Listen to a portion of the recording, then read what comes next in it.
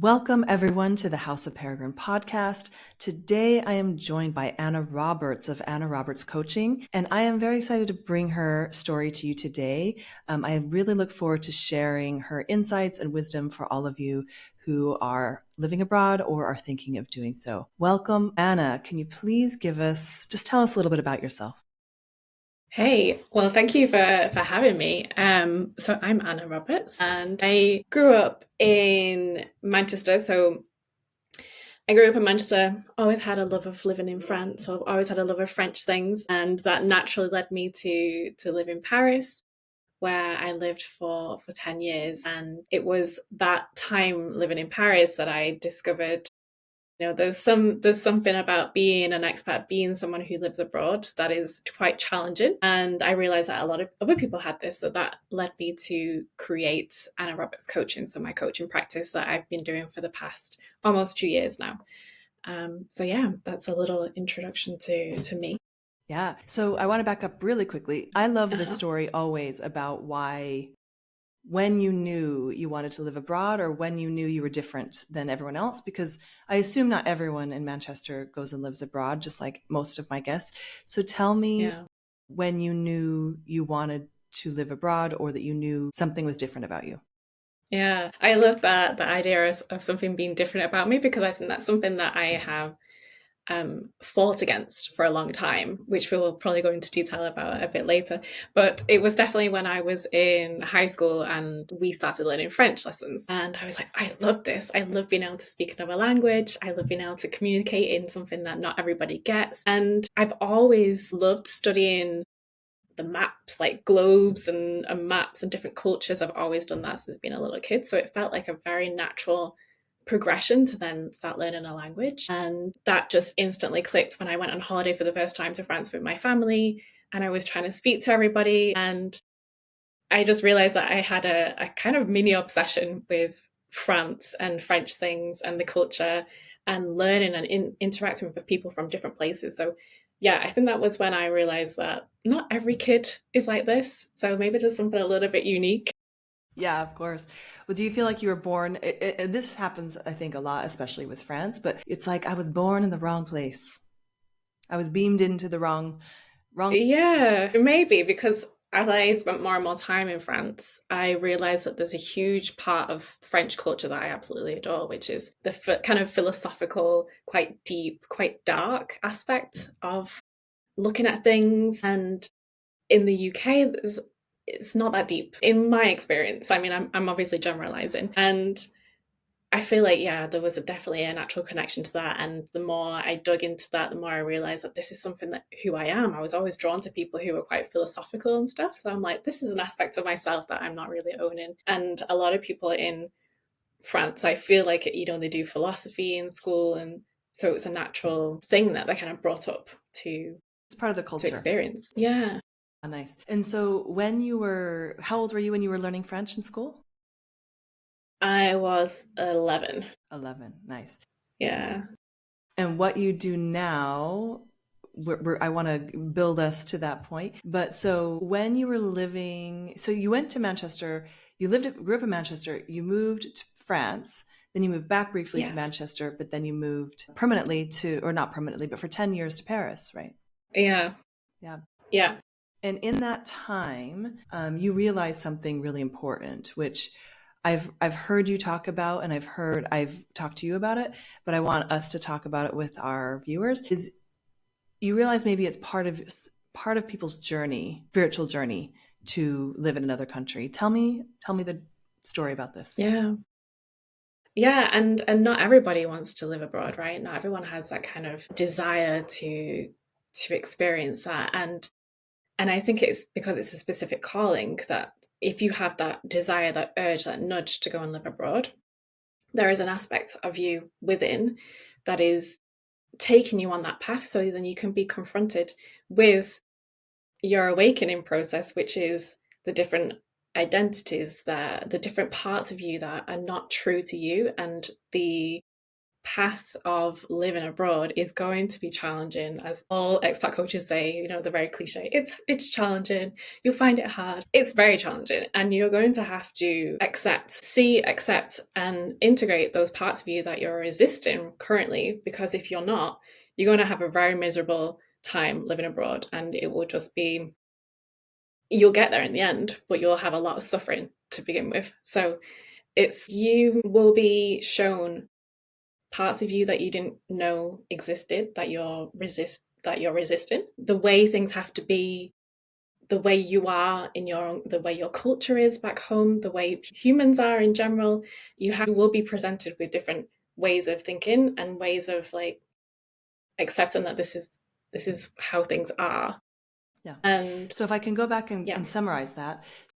Sure. Your experience and your theory, and I love this actually, is that when you're born, maybe when you're 11 and you're learning languages, there's some part of you that wants to go on this journey, which is from my experience, it's almost like getting married or having a baby. It's like life defining, but there's some part of you that's calling out to go on that journey. And maybe you've always wanted to live abroad, or maybe there's just one part of you that really wants this exploration and to bring out parts of yourself. Do I have that right? Yeah.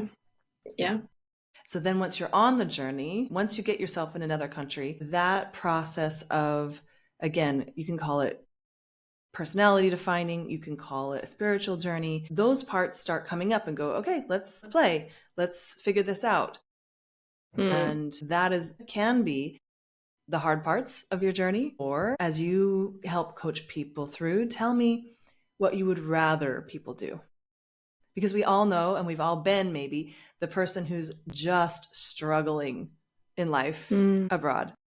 So what would you prefer people to experience? So, yeah, but people do struggle living abroad, and that's not to deny the fact that there are a lot of difficulties and a lot it's a process.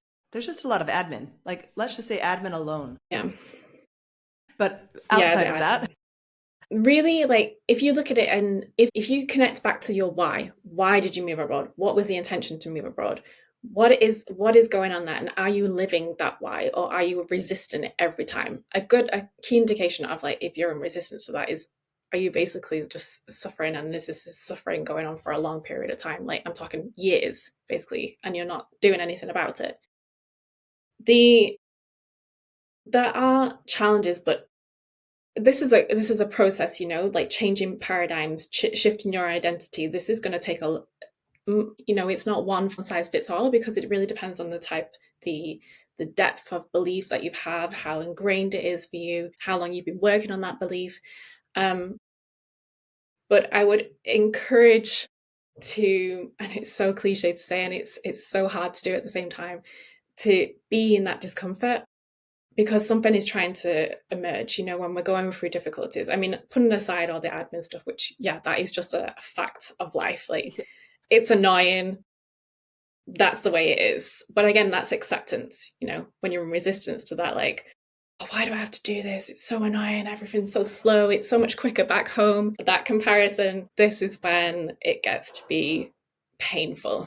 Yeah, it's causing suffering. Yeah. Okay, so I want to back up and make it a little more tangible for people, because we're talking a lot in these like more lofty spiritual realms in a way. So I want to make it more tangible, because I know you had your own journey that brought you to the work you're doing now.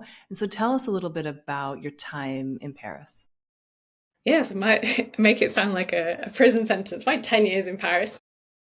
Well, it is a chapter of your life. That's how I feel. It's definitely, it was definitely a chapter of my life. And I always talk about that with my clients, like, to see your life in chapters, to kind of allow yourself to go through that process. My journey living in Paris was, I obviously always had that nudge to go and live somewhere else, to go and live in France, to learn a language, to integrate with people who are French speakers and French people. And I was constantly in the self-doubt, constantly thinking, is this the right path for me? Where do I belong truly? Where should I be going next? Listening to thoughts of my family who were saying, they were supportive, but they also kind of wanted me to come back, thinking that I should come back, thinking that maybe in my hometown is where I should be, that this is just a 6 month stint, which is what it originally was meant to be. And this process really consumed me, questioning. And I was constantly searching for an answer, thinking that the answer had to be, is Paris where I truly live? And trying to figure that out and really like get a decisive answer. Is this where I'm going to spend the rest of my life? Maybe it's this place, maybe it's that place. And it was just awful, really awful, basically. And I realized that a lot of this question, this self-doubt and this eternal questioning, was not just something that I dealt with. It was something that a lot of expats, a lot of people who lived in Paris dealt with. And I was talking to them, and I also made that mistake of spending a lot of time questioning them rather than using my own inner knowing. And I realized that this is something that's quite pervasive with foreigners living in their non-native country. And it's bringing back that sense of, what is it that I want right now, that allowed me to gain peace and a sense of home within myself. That was the thing that I was looking for. And so that was my kind of journey of going from constant questioning, constant self-doubt, constant worrying, to being more present and to hearing the uncertainty and not letting myself get carried away with it. So over that 10-year period of Paris, it was a lot of difficulty, but I'm super, super grateful for that experience. And Yeah. it's made me more. And so what did that process look like? It sounds like you spent a lot of time in suffering, and that kept you maybe not even in Paris. Were you between two places? Were you in this space of wondering, so you couldn't even land? Is that how it felt? Or were you always just suffering because you didn't know? Because that is this life, right? This life is a bit of being in a state of two places at once. Yeah, it is. This liminal state of being two places at once, or maybe even three places at once.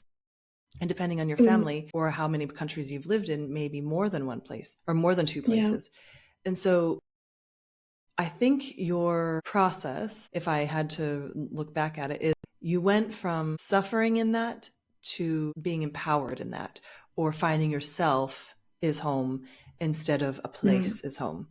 And so what was that like? How did you come up with that process? So yeah, it was definitely that. It's rather than trying to find home in an actual place, it's finding the home within. Yeah, a lot of people, and I was one of those people, like, even though my home was between Manchester and Paris, I was also traveling a lot. I loved loads of different places. And for me, it was every time that I heard all the thoughts saying, this is maybe where you should be, this is maybe where you should move to, I tried to just park those thoughts and not let myself get carried away.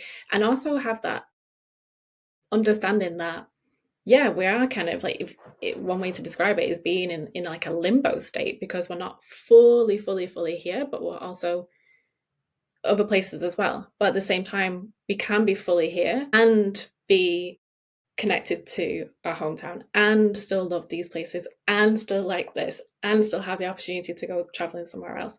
So it's not like the duality of like this place or that place. It's this place, and I have a different life to a lot of other people. I don't live the path that a lot of people, especially my family, no one has lived abroad. No one has lived abroad permanently. No one has been an entrepreneur.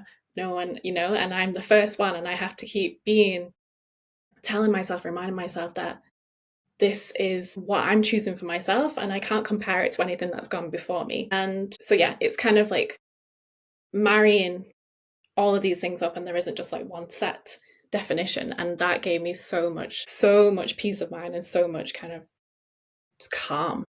Yeah. To realize that you're making your life up any way you want, and that no one you haven't seen this modeled. So realizing what you're doing is A, important to you and necessary. Something inside of you wants to go through this process. And B, that you don't have a model for it that you can find. Do you think that's what led you to coaching others into this process? That I didn't have a model for it? Yeah, that you wanted to. So let me back up. So at House of Peregrine, we always, our motto is "It's now." And so it speaks to this notion that you can't live life in the future and you can't live life in the past, and this impermanence that you experience when you're living this way. Maybe you know how long you'll be a place. Maybe you don't know how long you'll be in a place. Maybe you're going completely by intuition. But what drives me a lot of the time is I did go through a lot of, not suffering, I wouldn't call it, but a lot of uncertainty, a lot of loneliness. And so part of what House of Peregrine is about is this notion that we pay it forward to, or we're trying to help people along on this path, or maybe we were the early people doing this and now we're helping others do it with more ease, not just with quick tips or travel tips or these things, but like almost like soul level tips of, this is what the journey looks like. This is what the journey, you're normal. And now, and actually, instead of guiding, like telling people steps of how to do it, it's almost like sitting next to them, asking them questions so that they can actually create the life they want by going within, is a different approach than, say, these are the 10 spots you need to visit in Amsterdam. And here's this is the thing that usually works. But when you're making your life up from something deep inside, you have to find another way. And so I feel like that's what you're trying to guide people through, is this process of going within, seeing what these parts of yourself are telling you and making decisions there and finding a home there, instead of in what their family did or what the life that they left behind, very much on purpose. But now what? Now what do I do? Yeah, it's building that confidence in your own choices and your own decisions. And at the same time, like you mentioned, normalizing a lot of the struggles. Like I don't want to like focus so much on the struggles and the challenges and stuff, because obviously living abroad is also amazing, but it's saying it's not one or the other. It's not black or white. You know, it's kind of eradicating that all or nothing thinking, and that just because you might have a really bad day doesn't mean that you have to wobble and then start looking at plane tickets and then deciding maybe I should go back home. It's okay. It's okay. Let's just take that time, be with yourself, show yourself some compassion, sit with it, cry maybe, and then the next day you'll probably feel a lot different. Yeah. That's coming back to your that's power. also good information, right? If you don't. Yeah, and if you don't, Yeah. And so really just making decisions from this really inner knowing. Tell me about the parts. So we all know that changing countries more location independent is actually not a new thing. It's been happening since the dawn of time, right? And so tapping into this is something that really gives my life a lot of meaning. Tapping into, I mean, I have ancestors that obviously I grew up in the US, but my ancestors came from Europe most recently. And so I have that story in my heritage of people leaving their home country, going across the plains, finding a new place, setting up a new state. And that's part of who I grew up knowing I am. It's the Mormon handcart companies that came across the plains. And so I find a lot of resonance with their stories. And I didn't realize that until I moved abroad myself, that there was part of me that this is part of who I am. And not everyone has that literal of a story to look back on. But I think what you're saying is that even though maybe you don't recently have that story in your growing up, there might be part of you that is trying to play out that story for one reason or another. Tell me about these parts that you work with. And we know parts work in psychology, is working with different parts and different stories. But how do you view these parts? What is your paradigm? That's a loaded question, but I also love the idea. I'm just throwing these at you. I also love the idea of that this has been happening since the dawn of time, and that also gave me so much peace of mind when I realized that, because obviously I studied history, I love that stuff, and just going back to that really quickly is when you notice, when you read and stuff, like such a person lived in Paris for a bit and then they went back to the UK and then they went somewhere else and then they went here, and it's not a biggie. It's no biggie, but yet we put so much heaviness and weight on it if we've not had that story within our family history, for example, like something that you could relate to. But no, mine was heavy. Yeah, they were escaping religious persecution. They died. It was a very heavy. It's pretty heavy. Yeah, it's pretty heavy. Like people died. My great grandmother her mother died in childbirth, and then she was abandoned again on the plains, saved by her, this handcart company. She was almost sold to Native Americans. Like it's a very adventure rich dire story that I was told growing up, right? And so it doesn't have to be that way. But also when you leave your country right now, there's a lot of meaning behind it. If you're thinking about giving your passport up, if you're thinking of settling in another place, or you just want to visit for a year, or you just want to experience it for a year. There's so many different ways of doing this, but it's full of meaning, I think, for most people. Mine just happens to be very heavy. Yeah, no, that is quite heavy. And that could work the other way around as well if you don't want to, if you kind of associate it with moving with that. But yeah, there's definitely so many different meanings and so many different, a lot of weight that people put on these decisions, which is why people get caught up in the stay or go question for, which can be for years. Parts work. So are you asking like what I would do with clients or how I've kind of done it myself? Yeah, you've developed a way that you work with your clients. And so I would just love to know how you're thinking about these parts that maybe are calling us to experience something new or are calling us towards a certain personal growth that we may not be conscious of. We may be conscious of, fully conscious of, but sometimes we're not conscious. Our subconscious is calling us to do or grow or experience something. And so I feel like there are 4 different ways I could just come up with just from psychology to describe this, but I want to know how you're thinking about it. Okay. So I'm just going to ask you really big, long questions this whole time and see how you do. You're doing great. I'm like going back. Yeah, I had something and then it's just gone. Yeah, I'm going to have to just let that go in and it'll come back to me. So how are you thinking about these parts of ourselves that are wanting us to have this experience of moving to another country or wander, as it were? To wander. Yeah.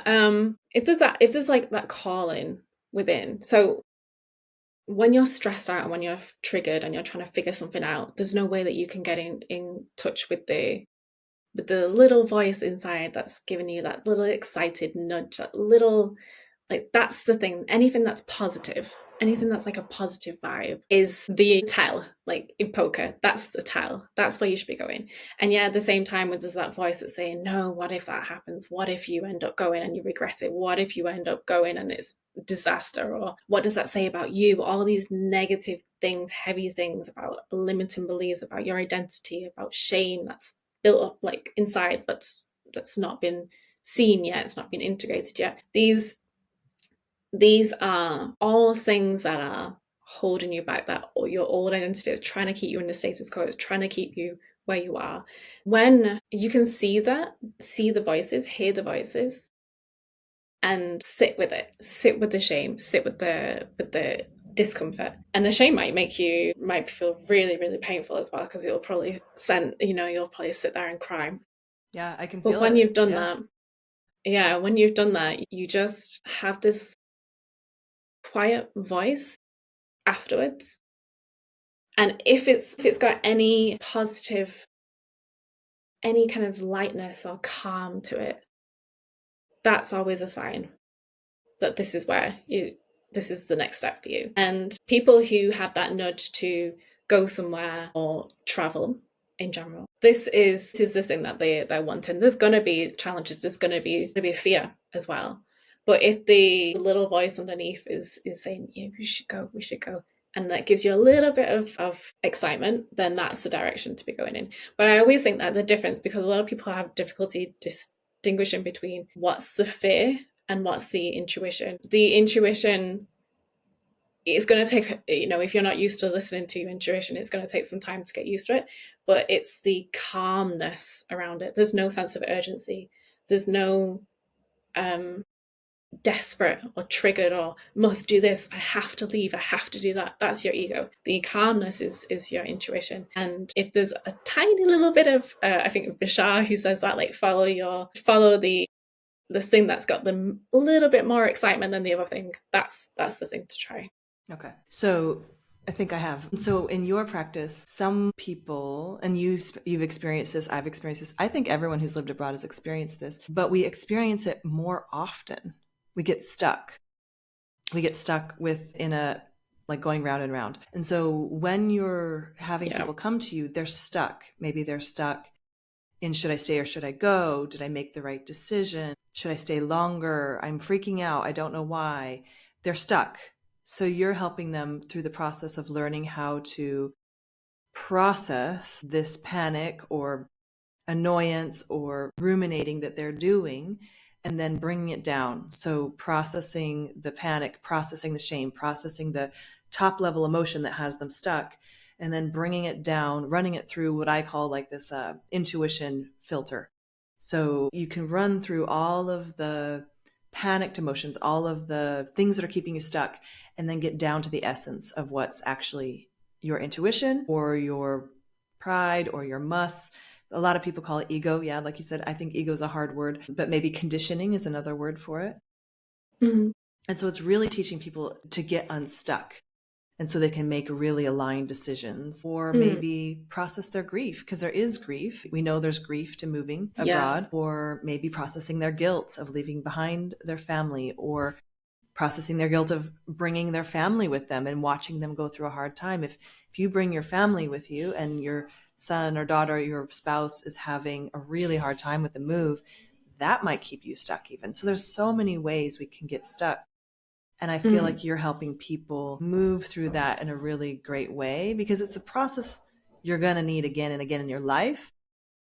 But what I've experienced, maybe you have too, is people who are living in a different country, living abroad, whether intentionally or for a job, they're doing it way more often. They're being faced with these big things way more often. And so having a process or a practice around that, I think, is super powerful. Yeah. And is that one of the reasons people come see you? Do I have that right? Yeah. So it's several different layers to it. So yeah, it's about processing the emotion, the heavy emotion, so we can get underneath what's underneath here. Like, what's the thing that needs to be looked at? So the shame or the grief, normally the shame and guilt about leaving family behind, grief about maybe coming to the end of your chapter and not wanting to admit that because it means going into a lot of uncertainty, and that's freaking scary. So people would rather stay in this limbo space until someone, helps them through it. Or forces or something. Yeah. Yeah. And then the magic behind it is like when, and I do this, and I do this, and when you face the thing that's painful, it's so horrible. You just have this instant resistance of being like, oh, I just don't want to look at that. And when you do, floods of tears, and then so much lighter. It doesn't have power over you anymore. And you're like, okay, where are we going to go to next? And I see this happening with my clients. Like, there's so much resistance to, I can tell where they want to go, what they want to do. They tell me this, but then it's through working what's the heaviness behind it, what are the beliefs behind it, what are you making it mean about you. And that's when we've dug under that, that's when you can have that lightness. But there's also, so there's processing the emotions, and then there's also looking at things like how fulfilled, so we can take a more coaching practical angle as well, which a lot of people resonate with, is looking at your life globally. There's a wheel of life, which is a great coaching tool. It's used everywhere, and you can do it yourself. It's super useful, where you look objectively at the different aspects of your life that are important to you, and how fulfilled are you in those aspects of your life. Because if you're not fulfilled, if we go back to Maslow's hierarchy of needs, if you don't have the basic things fulfilled, like connection, sleeping well, eating well, drinking enough water, exercising, these things like that, if you don't have that, you're going to feel like crap. You're going to be questioning everything. You're going to be wobbling all over the place. So that gives you a good indication as well, because the instant thing for people who live abroad, when they're having a bad day or when they're feeling not great, the instant and probably the easiest thing for the mind to consider is, this is not the place for me. I need to leave. That's the solution. But actually, no, it's like staying there, figuring out what's going on. Where is there a misalignment in your life? And then fixing it, correcting it in a way, kind of calculating it. And so that's a way you help navigate people through. So getting that strong base, using different tools, wheel of life, all these things, coaching practices to get them to correctly identify what the pain point might be that they need to correct, instead of just automatically going, well, it's time to move back. That'll be easier. Because as we know, reintegration is not, it's not for the faint of heart either. So it's the same process on the other side. Yeah. But the answer very well may be you need to go back to your home country. That may well be the answer. But having the assurance that you've gone through a nurturing and correct process within yourself, instead of just a gut reaction, panic, or just not being able to handle it, is a much better way to enter that process, in my opinion, and a more Yeah. intentional way of making decisions in general. And so you're giving your clients this process to be able to make these decisions, find out where the real pain is at a moment in their life where they might really need it. Yeah. And that's kind of one of my gripes about the coaching industry is that a lot of it is geared towards selling the desire, selling the dream. There's a lot of move abroad coaches, there's a lot of coaches who are digital nomad coaches, like selling this dream of I have my laptop on the beach and everything's great. And the reality is that's marketing. Yep. I'm not saying that all of these coaches are like bad, and I'm sure that they do help them have that stability in some process, but it's selling this dream is great, but that's not the reality. And also that might not be what you need, because there's a lot of the grass is greener somewhere else. Yep.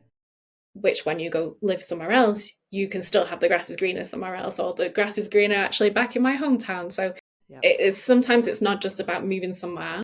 If you have that nudge, then yeah, great. But there's that saying, wherever you go, there you are.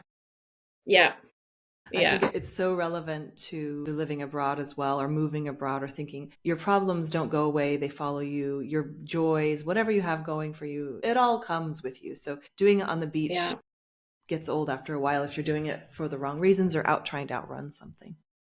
Yeah. And you might even feel worse because you're literally living paradise. You're living in paradise. You're living your dream and you're still not fulfilled. You're still not there. And that's basically what my whole coaching is all about, finding that fulfillment, finding that inner alignment and living that, and taking away as well the false ideals of what it is, and the shame around that you're not living your best life, which I have a thing about that expression. But it doesn't have to be, you don't have to be on 24/7.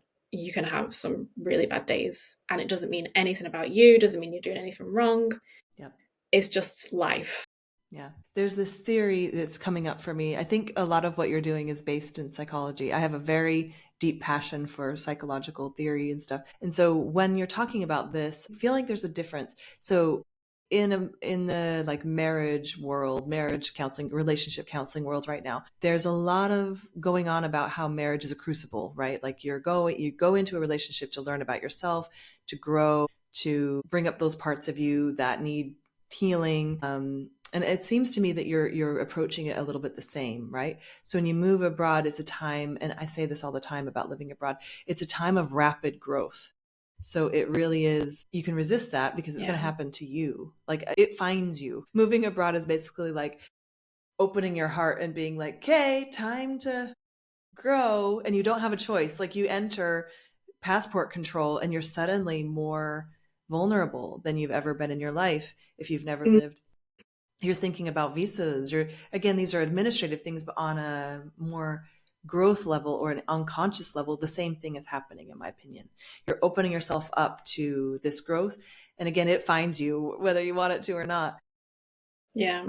And so doing that with intention, or at least knowing there is a process that you can go through and that everyone's going through, I think is really helpful. Yeah. And yeah, it's you are going to be confronted with so much stuff, and it's just life is a process of learning and growing and figuring out and shedding layers of who you thought you were. But the living abroad it just accelerates that about by 100 or 1,000. And also if you're an entrepreneur as well, that's another thing. And I'm sure being a parent is another thing. I think there's like three.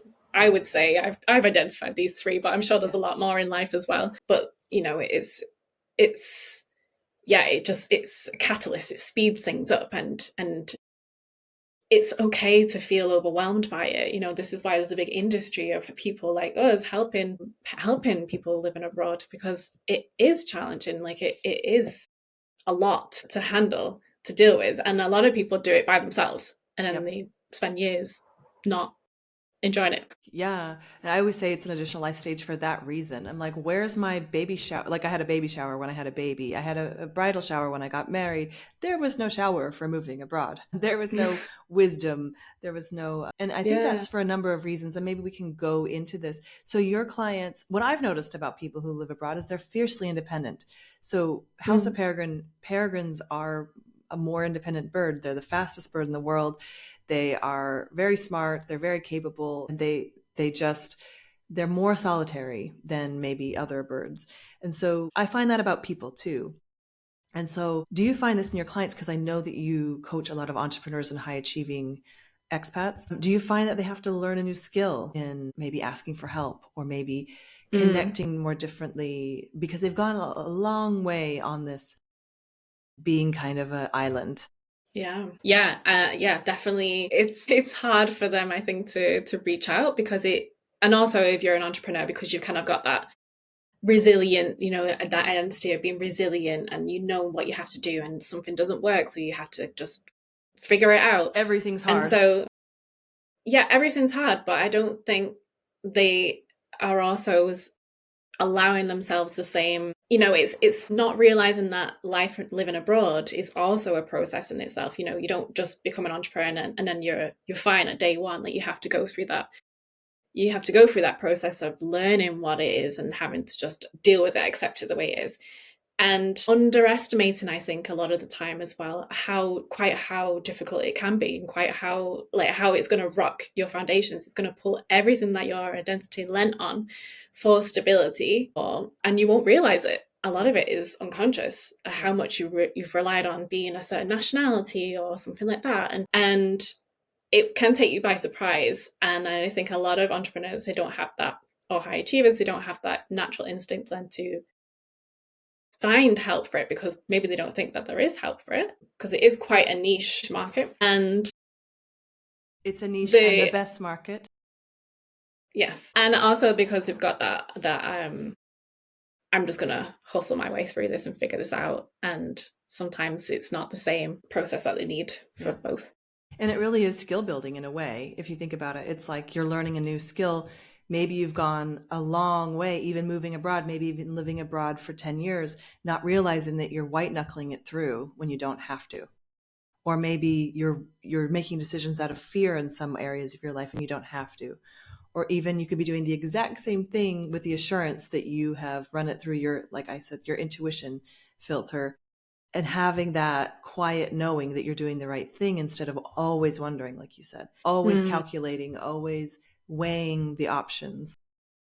Because that's exhausting, right? And you're not actually living. Right. Because if you look back, and I've had this with clients, when they one of the biggest fears is looking back in a few years' time with regret that they spent, maybe they're on a 3-year posting, of being in that posting and not actually being there, because they're in their mind. They're thinking, well, maybe I should go home. I'm feeling guilty. I'm feeling this. I don't want to be here. How can I get out?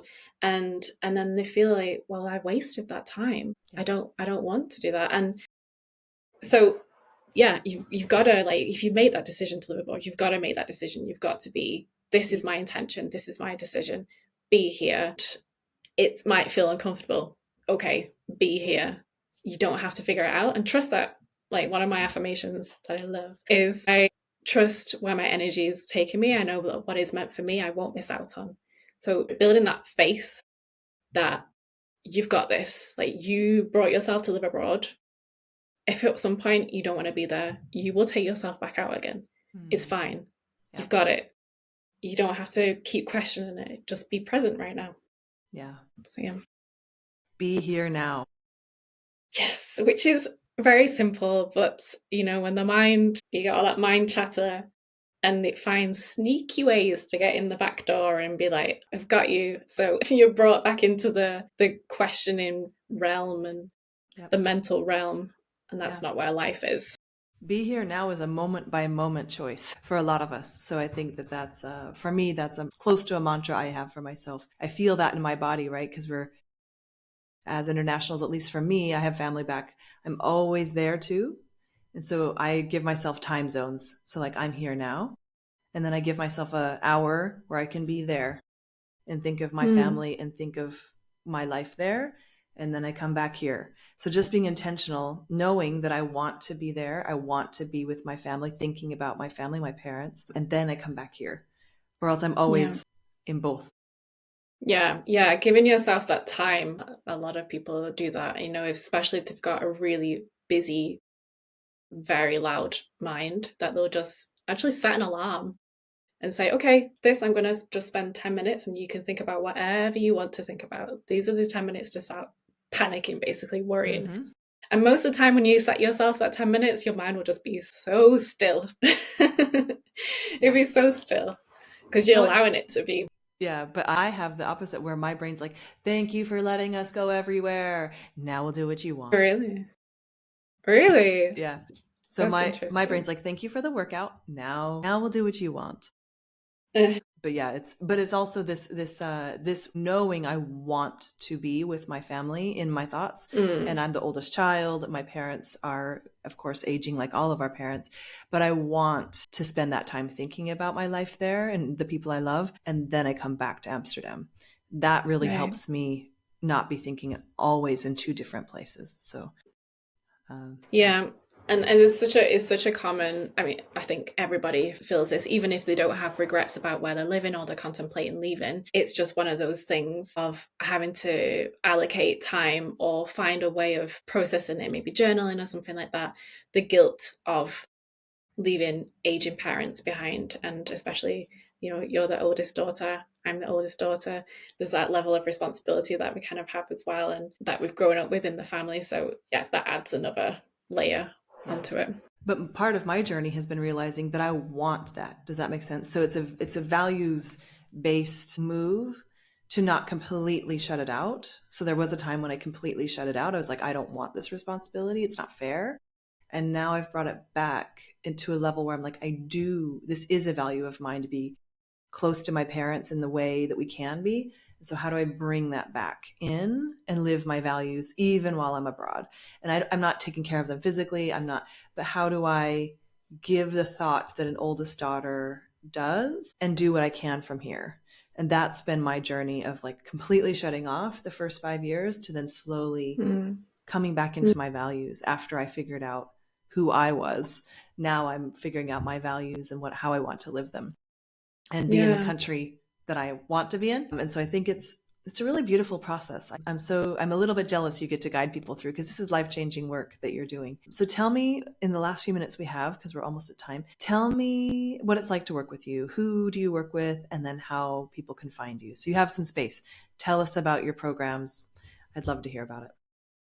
Yeah, so I have my one-on-one program, but I am also launching very soon my group program called Next Level, which has that spiritual angle to it as well, because we're shedding old identities, older versions of ourselves.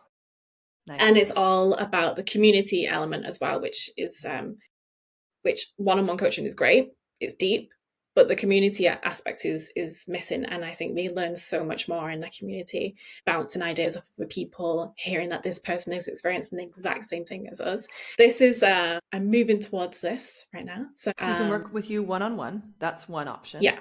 And that's kind of a personalized, going deep, maybe situational. How many weeks do you normally work, or what does the container look like?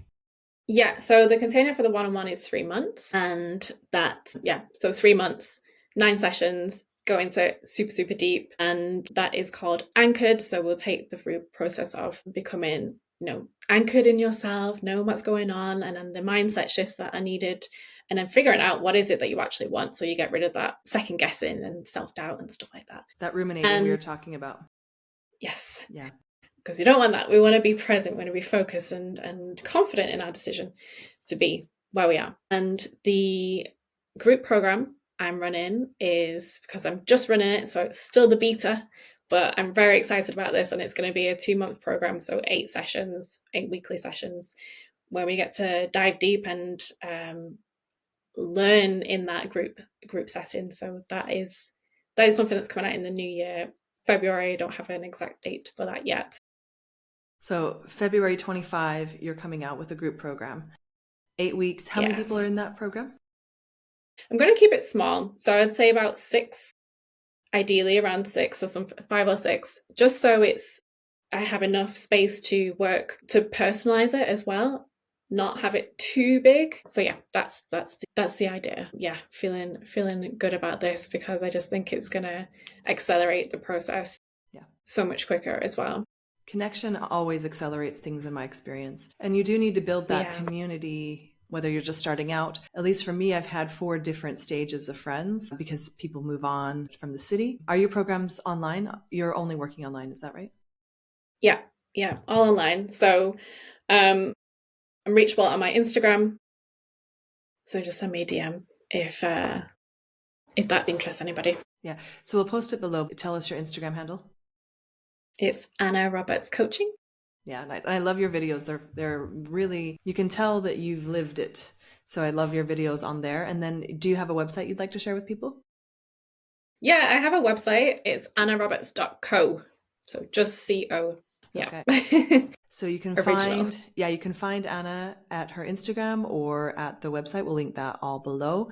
I want to thank you so much for joining us today and your unique take on this. It really resonates with my own experience, and I'm glad people like you are now doing this work.